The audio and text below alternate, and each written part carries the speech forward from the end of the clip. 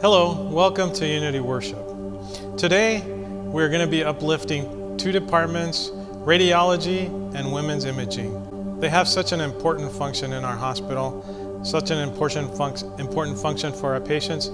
So let's take a moment to uplift them through prayer. Let's bow our heads.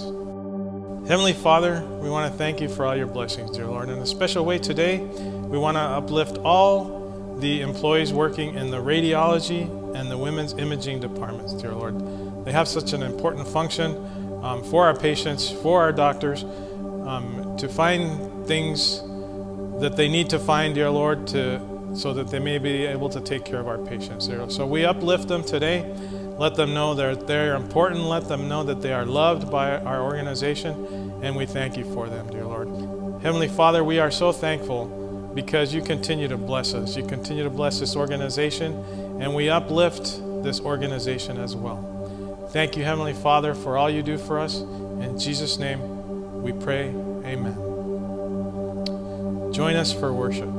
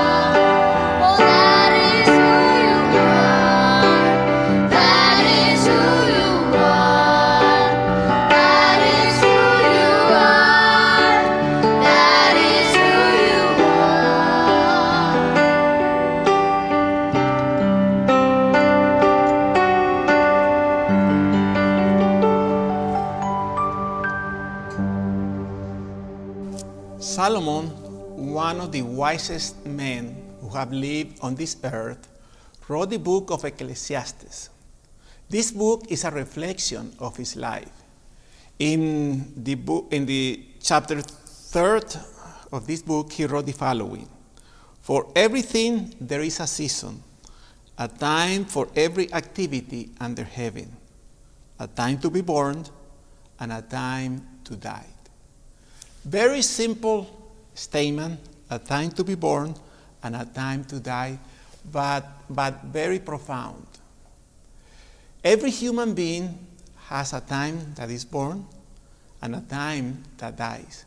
So what is important is what we make during that time between you are born and you die. 20, 30, 40, 60, 100 years? We don't know. Only God knows. During that time, we make stories. We have a big story and then little stories that we make every day. Here in the hospital, we see that tension between being born and die almost every day. A couple years ago, before this pandemic, I was with a family who were, with the loved one was in the process of dying. And he was surrounded with probably 10 or 12 people there. There were some children, grandchildren, and some friends. And I asked them, how do they remember him? And the family were starting to talk a little bit about how they remember him, how he was. And that particular moment, we heard in the PA system a lullaby, a 5-second lullaby that is played here at White Memorial that was announcing the birth of a human being. So in that particular moment, a human being was being born and a human being was dying, was in the process of dying. That's part of life. Again, what is important is what we make during this period of time, how people remember us. These days, I've been thinking a lot about my grandfather, my abuelito, mi abuelito. And probably the reason that I've been thinking about him is because I'm now an abuelo, a grandpa, even though I have some 3 grandchildren, 2 grandchildren in Florida and others who have been adopted by me. But with this grandchild, Lilita, I've been spending a lot of time. And I don't know why, but I've been thinking of mi abuelito. He died about 50 years ago, if no more. And then I remember of him 3 things. First, the stories that he used to tell us about how he was converted into the Christian faith, how he was persecuted, and then how the Lord spared his life because he was witnesses, he was selling books, Christian books. I also remember him for his prayers. When we got together, he would pray. And we would pray for every single child, for all his children. He had like about 10. So can you imagine the prayers that he had praying for his 10 children, their spouses, their grandchildren, great-grandchildren. So praying for each one of them and some of the concerns. So sometimes it was a long prayer, but I always remember those prayers. They are here in my mind. And another thing that I remember, mi abuelito, abuelito Luis Enrique was his name, is the ice cream. He would take me, it was like a ritual, I remember, at least once or twice a week. He would go to a place where they sell ice cream, and then he would treat me with an ice cream, he would have one, and then he will watch me enjoying an ice cream. So it was a ritual. And it's amazing, at least for me, that even though it has been 50 years, that came to my mind how I enjoy the time with my grandpa, mi abuelito, and those things are always there. So how do you, every day we're making stories.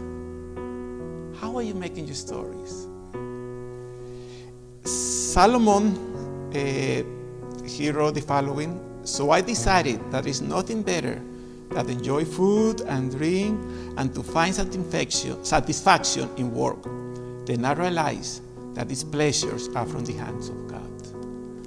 So as we're making our stories of our life, every day we make a new story.